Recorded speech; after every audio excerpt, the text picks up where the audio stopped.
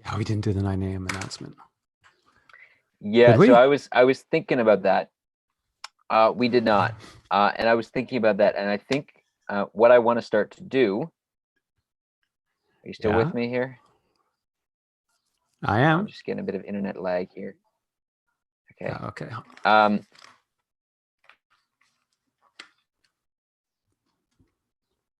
You're working for me. This is laggy today. Hmm. Okay. What I want to start to do is for the whole week, start to plan out, okay, Monday, Tuesday, Wednesday, Thursday, Friday.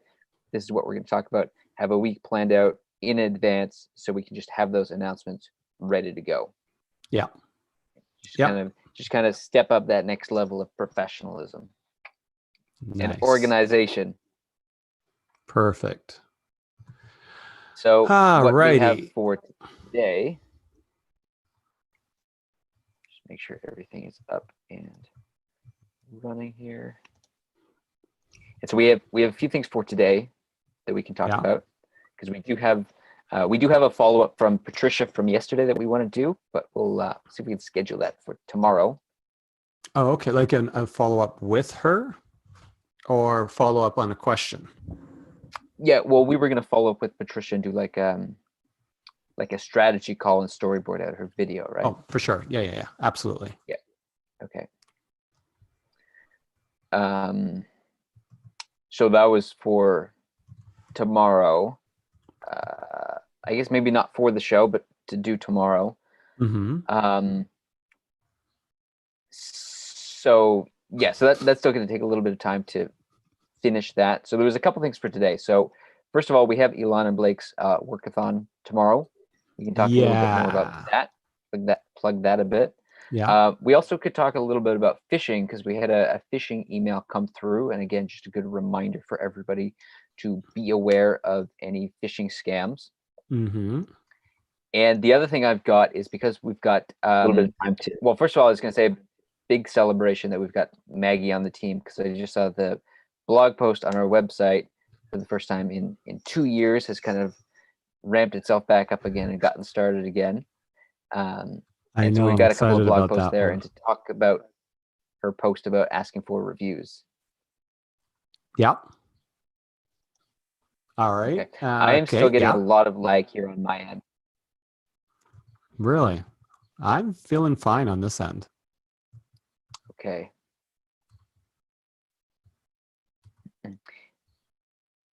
Love the plan.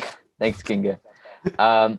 5 minutes to go before the show starts. Anybody who's tuning in.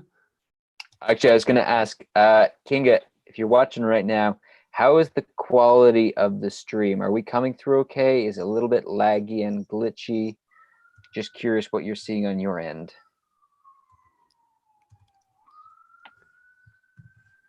Inviting a bunch of people. You know, we can actually get into little and big.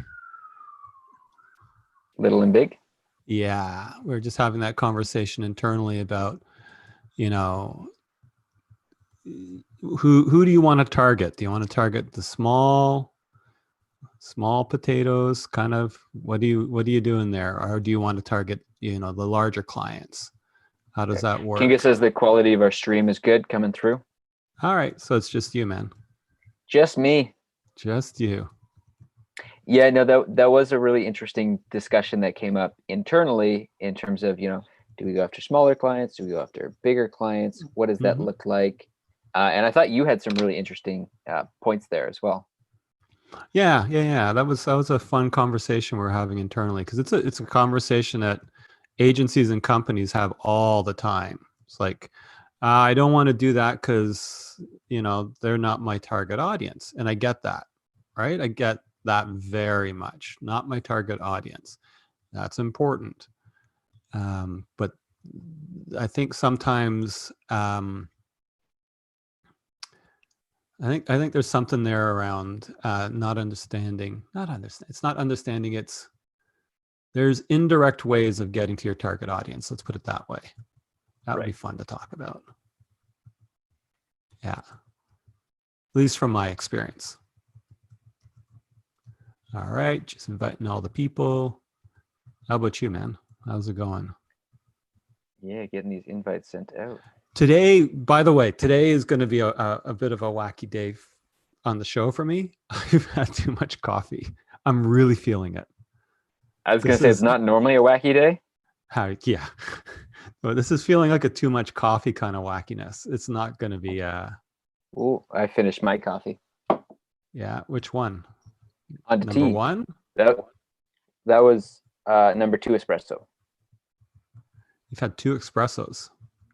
Have you? Oh, you have had a rich espresso at the office, right? The cappuccino. The cappuccino, yeah. Oh, Rich makes a very rich cappuccino. Yeah, totally awesome. Anybody who is around when we're able to come on over to our office and have a cappuccino. That's like what we need to get into next. Is like actually have a thing, because it's good. He's a good cappuccino maker. So that just gave me an interesting idea. I know we've been kind of throwing around a lot of ideas of what we can do. I was just remembering once upon a time when I used to work downtown, there was a park that I used to walk through. One more minute, everybody. Go ahead. And I think once a month there was a real estate agency company there. What they would do is they would rent some kind of like coffee stand thing and bring it to the park and just basically give out free coffee to anybody walking through the park, right? And then It became an opportunity to just kind of like start a conversation with people and be like, what's going on with real estate? Have you thought of selling? Have you thought of buying? Whatever. But again, it's just that gesture of, here we are in the park. Here's a coffee. Here's a free coffee. Don't want to talk to us? Great. Take a free coffee. Enjoy it. Well, enjoy your day. Always a give to get noticed. Actually, one dental Kinga's office coming to get a coffee, by the way. All right, Kinga, come on and get a coffee. That's awesome. One dental office that I know would actually have like a family. They would rent a movie theater. I've actually heard this a few companies. They would rent a movie theater, have a big day, and play a movie and invite a whole bunch of their clients, like a client appreciation thing.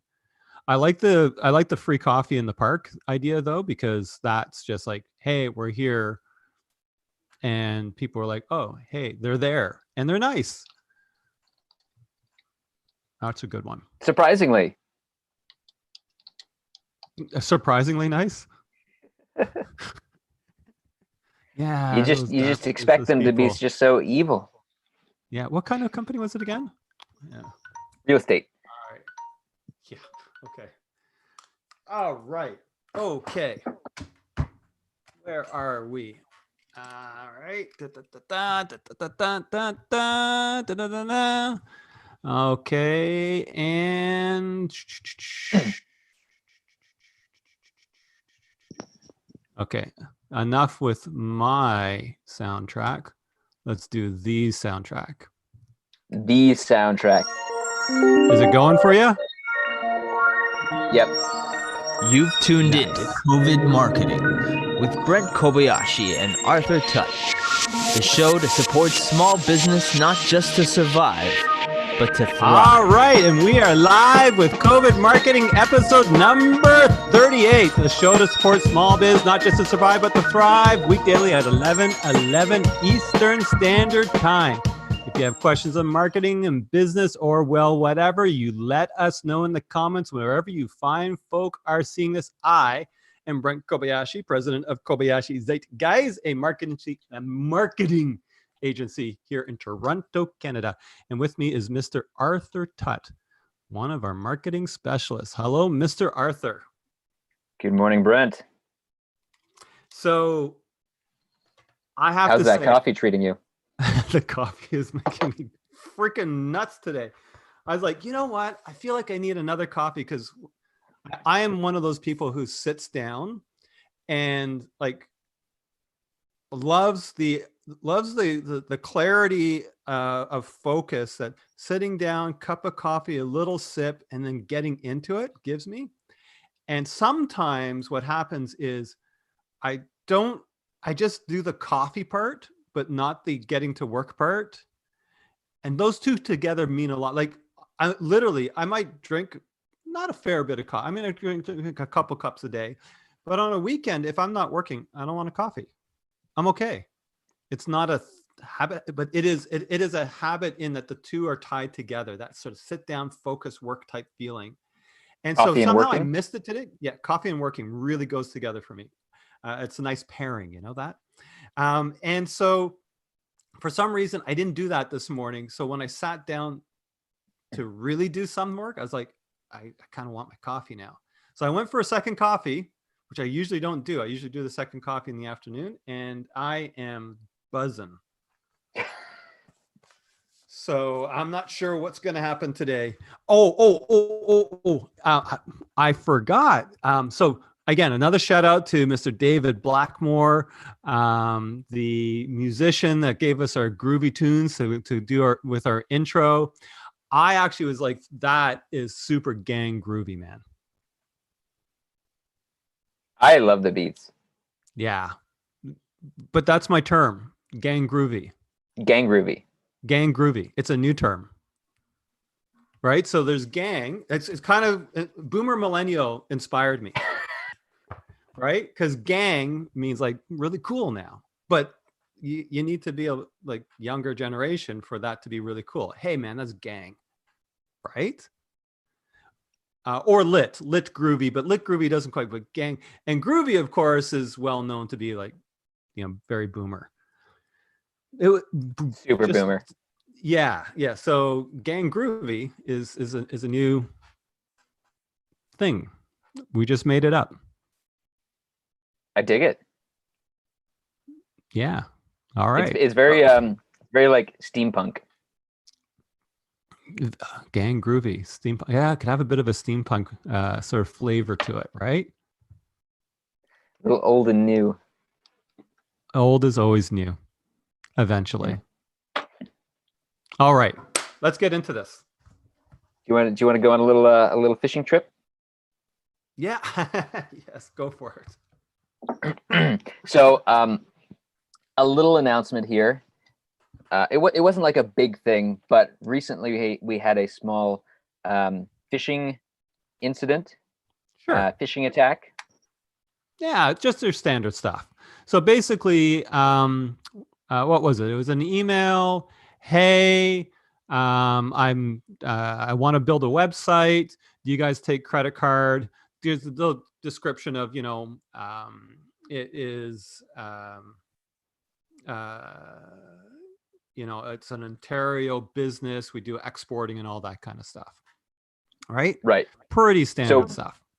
Very much presented themselves as a potential client. Mm-hmm. Yep. And I was like, don't respond to this, Arthur. It's just phishing. And you're like, well, how are they getting it? And it was interesting because, and this happens with all businesses. When I had a tech company, it happened in the tech company. And that was actually even more interesting. So, you know, it came from a Gmail account. That's sort of the first, maybe a little bit of a clue. Didn't really have details or a link to a website or their phone number or anything else like that. Another bit of a clue. But usually the thing that clues me in, because the first time I saw one of these, I was like, was it immediately asked, do you take credit card? And my theory of what's going on there is they're actually trying to get you to say, yes, I take credit card. This is great. I got a client. The client, I take credit cards. And like a little micro yes, a micro agreement. Exactly. Yeah. And so the idea is to start getting you believing that this is a thing that's actually going to happen. And then at some point, some sort of transaction or they also wanted the cell phone number, which is like, are they trying to sort of, and also our mailing address, are they trying to gather a bunch of data by which they can maybe do a SIM hijacking? So they call into the phone company and they basically do some social engineering, and they say, I've got their address, I've got, you know, a recent transaction. So they might even say, you know, you can charge me, you know, just charge me like $100, okay, or $102, something like that. So you're actually able to charge a credit card so that they can see a recent transaction on related to your account or those types of things. Actually, I don't think that one really makes sense for what I'm talking about. But they're trying to get information and get a bit of a profile by which they might be able to either get you to send them money because you've bought into this whole thing in your mind. It seems real, or otherwise. I've seen this a bunch of different times. So I think the best one that I've actually encountered personally, and I would say we probably lost in the neighborhood of about $1,000, although we didn't do the thing. So what it was I got a call. It was text to speech operator. So at least at the time, I don't know if it's still the case. I think it was TTM or whatever. If you couldn't speak and you wanted to talk with somebody, you could hire a company and you would type in the communication that you want. So say you're deaf, and that company would call who you wanted to speak with, and you would have a person talking with you. I would respond. That person would type it and give it to a person. That person would then type. So in other words, it's going through a third party. And they bought like $10,000 worth of equipment from me. We were an IT company. We sold equipment. It's like, no problem. And they gave me a credit card. They faxed it to me. They faxed me the front and the back of the credit card and all this kind of stuff. And I was just like, how do I verify that the address they want me to ship this to is real? And I'm calling up the company and because we did a phone verification, there was no automatic address verification system. And I kept on saying, how do I verify that this address is connected to this credit card? And none of the merchants didn't want to, they said there's no way of doing this, right? And I wasn't, so I kept on calling around and getting different people, and it took me about 2 weeks to try to sort this through. By the end of the second week, the guy was getting pretty pissed off at me. He would call me fairly regularly. It felt so real because I was speaking with a real person. That was the genius of it. It felt like I was speaking with a real person, but I wasn't. I mean, I was, but it wasn't the person I was really speaking to. So mentally, you're kind of already bought into it. The credit cards have passed. Really what happened was eventually it's like, oh no, that's actually a fraudulent transaction. Finally, I called the merchant account again saying, how do I really do this? And they said, okay, that transaction has been labeled as fraudulent. They didn't tell me as a merchant. And that's where I really learned the system. As a merchant, it's our responsibility. The credit card's fine. The credit card, you shipped that product and you took the credit card, no problem. We don't care. We're not even going to notify you. We're going to notify you eventually, not right away. The customer that the credit card was stolen from gets their money back right away. The money that was in my bank account, of course, gets pulled out right away. Makes sense. But my product could have already been shipped. Right. And I'm out, right? And so it was just one of those lessons of, I'm glad my spidey senses went up and I wasn't quite sure about what was going on, even though all the documentation in the front and the back of the cards and all that kind of stuff was coming through. But it was just that,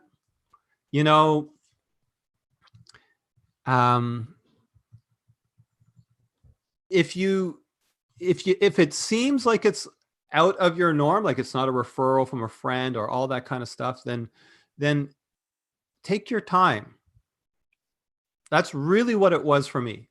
Take my time until I've actually connected all the different dots to say, this is actually legit.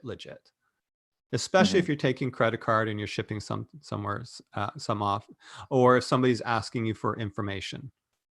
Just like, don't believe it. If it's an agency that's calling you, like your bank or the government or something else like that, even if they seem to have personal information on you, just say, you know what, how about I call you back? I've actually done that a few times. And then I call back the main number. So do you have a main number I can call back in? And what's your extension that I can get you at? Just go through those extra steps. As soon as you're starting to get, somebody's called you, they might even seem to know what's going on with you. And this goes for businesses too. So, and then the other thing that also I would say with something like this is, One of the things that I realized with that one, and I think that's the biggest one. The reason why we lost, I don't know, not necessarily $1,000, is because we still had to pay the credit card fees, right? So there's actual things, and the police didn't really seem to care. But I think I spoke with the wrong police. There's like a special fraud unit for that kind of stuff. The thing that I also really philosophically looked at that is, I was like, okay, that was a lesson on how to trust my instincts. Not just on that one, but in general. Like, in other words, it cost me money. And I think sometimes we all should have like a bit of a budget for stuff that kind of goes wrong. And it could be just a mental budget, but just stuff where we just learn that, okay, that person just taught me $1,000 lesson on going slowly. And so even though say it might've been a $10,000 lesson, right? Because I could have actually shipped the product. Even if it were that, it's like, oh, okay, I've now learned it. Cool. Thank you. Because I'd rather learn the $10,000 lesson than the $100,000 lesson later on.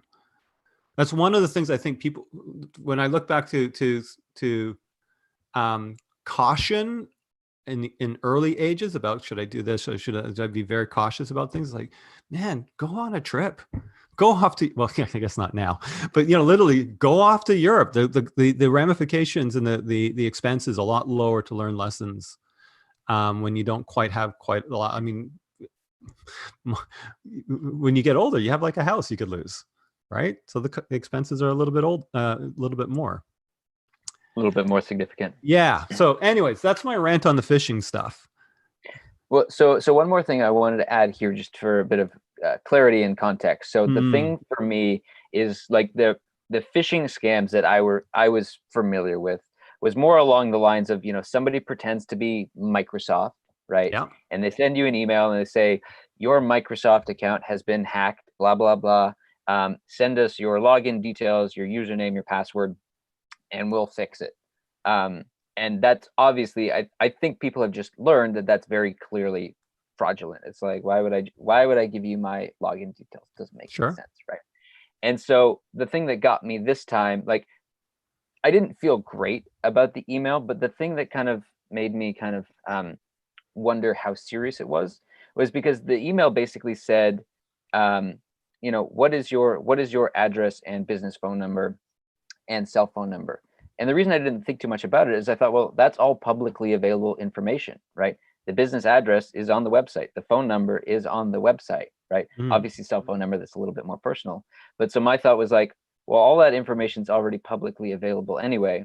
So even if I told them, it's not like we're giving away, secret information. But I see where you're coming from here. It's just about those little micro agreements that you're buying into it. You're saying yes. You're saying, yeah, here's our address, even though it's right there on the website. Listen, I mean, it's all to start. I mean, a lot, like a complete ridiculous lie, right? Is like, oh, that's pretty obvious. So I mean, there's two schools of thought, right? And this is where it kind of gets into the marketing. And this is where the sometimes the bad taste, I think, in marketing comes from, is quite often like, a con is 99% true. Maybe a con is 90% true or 80% true.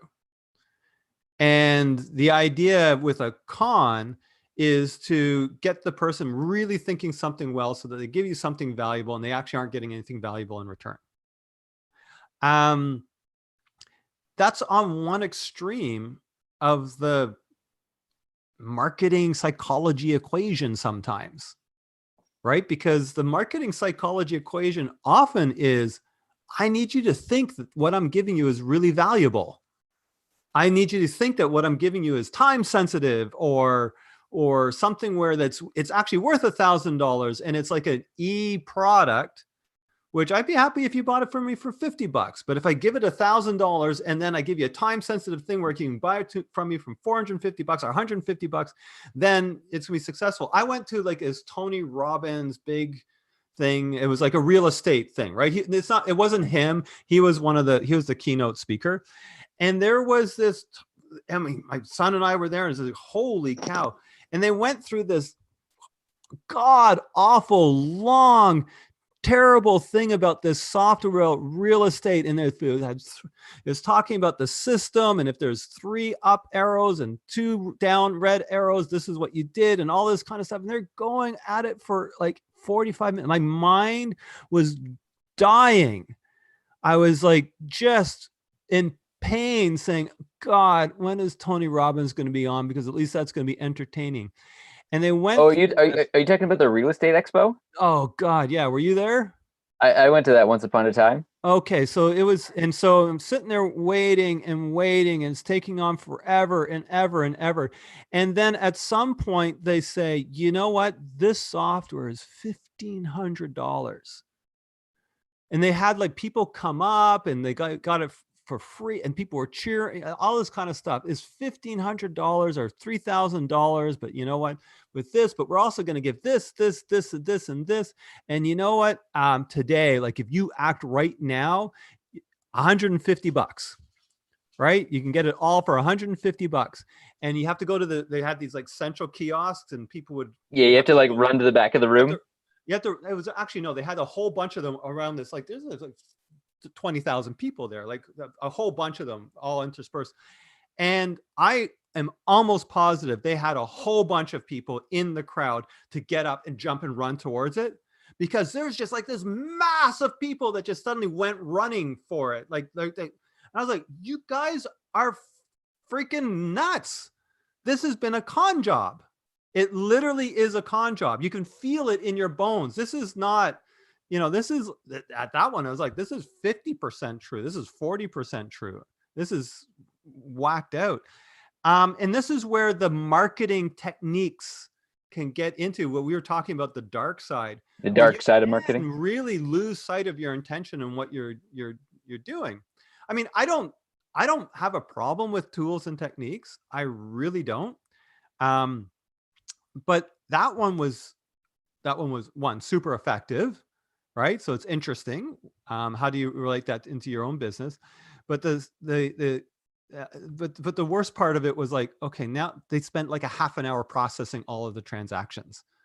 Like you're literally sitting there doing nothing and they're talking. I was like, it was excruciating painful. So by the time Tony Robbins got on, everybody was so ridiculously excited. I literally for 45 minutes thought these guys aren't going to sell anything. And then the whole crowd went bananas and ran for the kiosks to buy it. It was super, super interesting. So yeah, I mean, that's marketing that's the dark side of marketing. And I think oftentimes we get caught up into it to certain degrees. I do love the marketplace because you do that enough. And, anybody who bought that, and if I am correct and I'm not correct, I don't know for sure because I didn't buy it. Maybe all those people made their millions of dollars in the real estate because, when it did 3 down arrows, it's automatic and you sold, and you did 3 up arrows, it was automatic and you bought, and millions of people, thousands of people are way richer than I am because they bought that $150 package. Totally. Eventually were like, oh, that was BS. I just spent $150 and now I'm disappointed and I'm never going to fall for that trick again. Can I admit a little secret? Did you buy it? So I forget which program it was. There was a number of different ones. I did buy. There was a real estate one. I did buy it. Yeah, and then I very quickly realized, what the fuck am I doing? And I got a refund. All right. Actually, that's another technique is to sell stuff to people with a promise of a 30-day refund. So people are like, oh, okay, cool, I'll buy it. And then a certain percentage will just get busy with their lives. Yeah. Right? That's it. That's your entire game.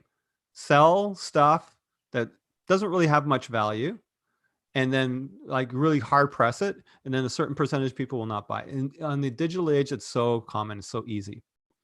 And again, that's one of the reasons why I love the marketplace, is because sometimes, this is just something that can happen in the world. I'd rather it happen on a $150 piece of software and somebody's like, okay, I got really excited there. I've learned a little bit about myself.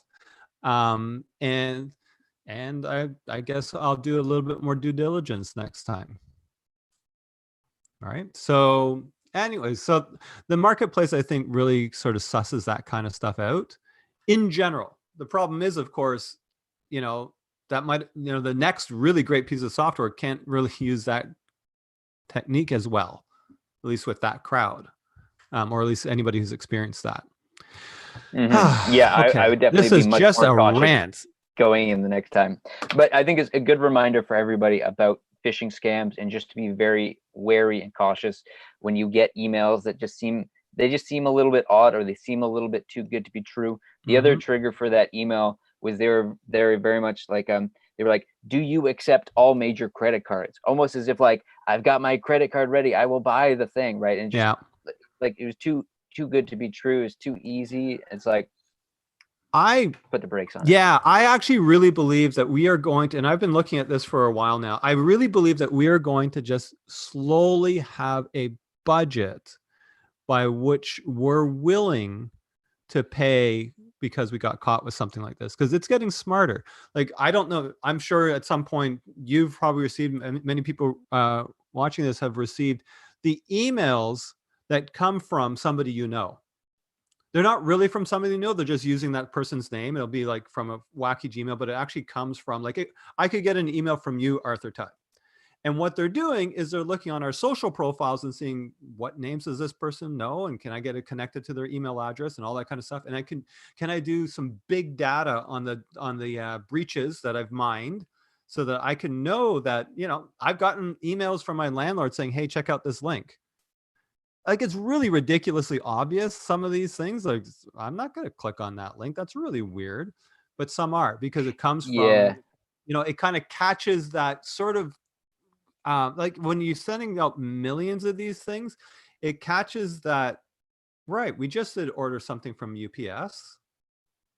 And of course I'll click on this and and open up the document or something else like that, because I know we just ordered something from UPS and there was an issue. So, or my friend and I always talk about this thing, whatever it happens to be, right? And it coincides. The other interesting thing that I like a lot, and I'll just mention this very quickly, I heard this on Freakonomics, is they were investigating why do, the typical Nigerian scam. I'm a prince. Oh, the Nigerian prince? Yeah, the Nigerian prince. I got millions of dollars. It's just over the top ridiculous. And the idea that what it's really indicative of is the cost of sending 1 million emails and getting one response. Like, the cost is super low and the uptick is super high, because that one person is like, oh, wow, this has just happened to me. Right. And it's sad. And I know a lot of people will say, oh, they're just doing it to weed out the dumb people. I don't buy that for a second. I think we all can be had, and we all have at some point. But that is their game, is actually to go the other extreme, not make it look like it's real, but make it look like it's not real, with the intent of actually capturing that.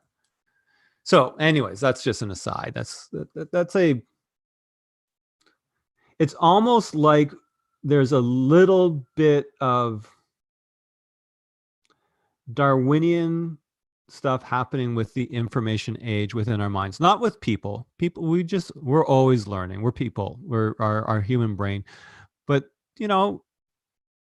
slowly over time, my belief is we are going to learn how to actually operate in a world that has rapidly changed. Right? The kids will be better at it than we are in some senses, because they're just kind of more native to it. But in terms of information and disinformation, I think that's probably the next biggest evolution for our minds, is to actually figure out how to discern between information and disinformation. Mm-hmm. And marketing is going to have to catch up on that. That's one reason why marketing in authenticity has become huge in the marketing circles, because it's really been like, how do I know that you actually did get 100 5-star reviews? It's going to be a question that's going to be in more people's minds. Mm-hmm. And so the way I know is because somebody I trust, an influencer, says this product is good. Okay, now I'll buy that product. And so long as I trust that person, I'll buy it. Oh, this just triggered my mind for a whole other segment for another show. Did you ever hear about, what was it called? There was some festival, Fire something. I forget what it was called. It was Fire something. They were gonna have Fireside? this whole. The island thingy. Yeah, the island in like the Caribbean. Yeah. And they used that technique. They got a lot of like influencers, a lot of models to say like, oh, it's going to be this amazing party. And then the whole thing was this complete utter sham. Yeah. And so Was I it a think, again, sham, that's or did it just go past what they were capable of handling? I would like to believe that they had honest intentions in what they were doing. But basically they prompt fire. FYRE, yes. They had this whole promise of like this Yep. beautiful Caribbean island music festival, and the whole thing was a disaster. Like everybody was supposed to be living in these like 5-star villa resorts, and then there were these like tents that fell apart, and there was like a monsoon and it rained. There was no sewage system, like there was nothing. So it was just there was no actual they had nobody to like actually organize and make it happen. Yeah, so I mean, listen, marketing is always a promise. That's the part. Marketing is the promise part. And a good marketing usually has some reason to believe behind it. But what's interesting is that shows how powerful the world has shifted to new marketing paradigms, because that would not really happen as much, or wouldn't be as capable on that kind of level 20, 30, 40 years ago. I mean, I'm sure stuff still happened similar to that, but that one was like really like, this is the digital age marketing thing that falls apart. So I actually believe their intention was probably like, hey, we could do this, and hey, we could do that, and hey, we could do that. And they had all these ideas, and they went marketing. That was it. They did marketing. They thought marketing was the important thing. But marketing is just a promise. Your operations now have to deliver on it. Just why, businesses that have been around for a while get to say, I've been around for a while, because they've marketed, they've promised something, and they've delivered on it. Maybe not 100%, and maybe there's issues in this stuff, but enough that they kept their money and weren't taken to jail and sued, right? So they kept on going.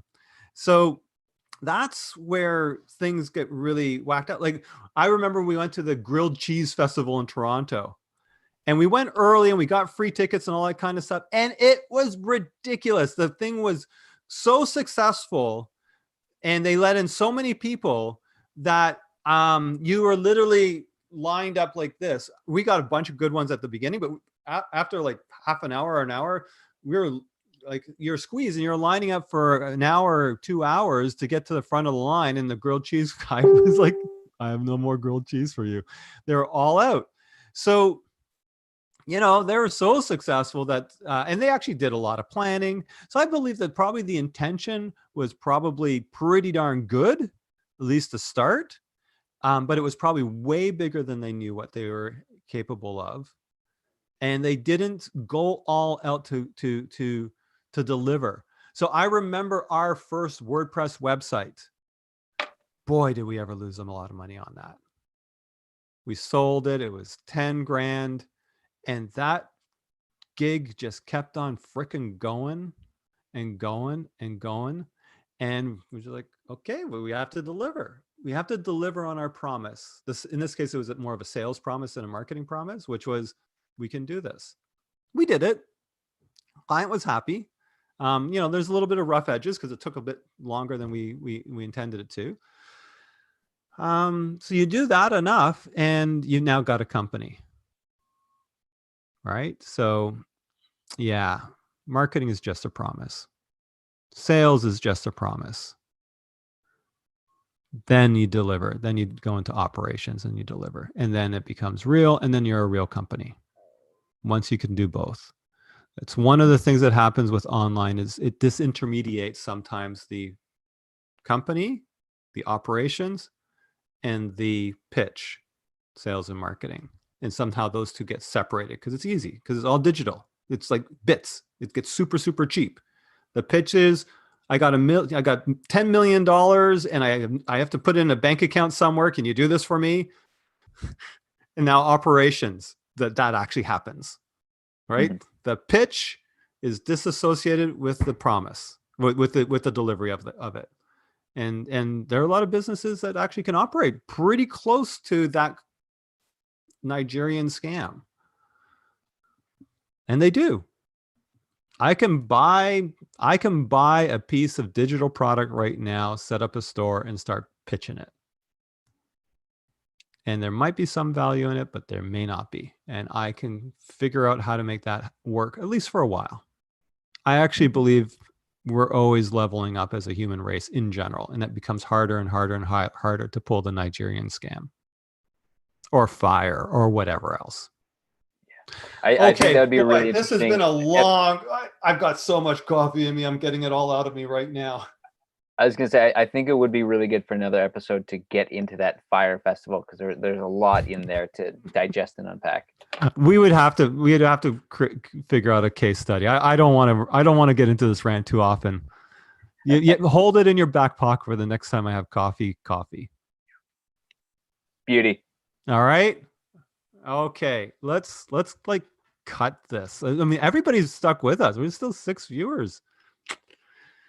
All the way through the whole thing. Maybe we're just going to rant about weird things from now on. How's that sound? We just gotta deliver the goods to our diehard fans. That's it. Hey, if you enjoyed this, you'll have to let us know in the comments.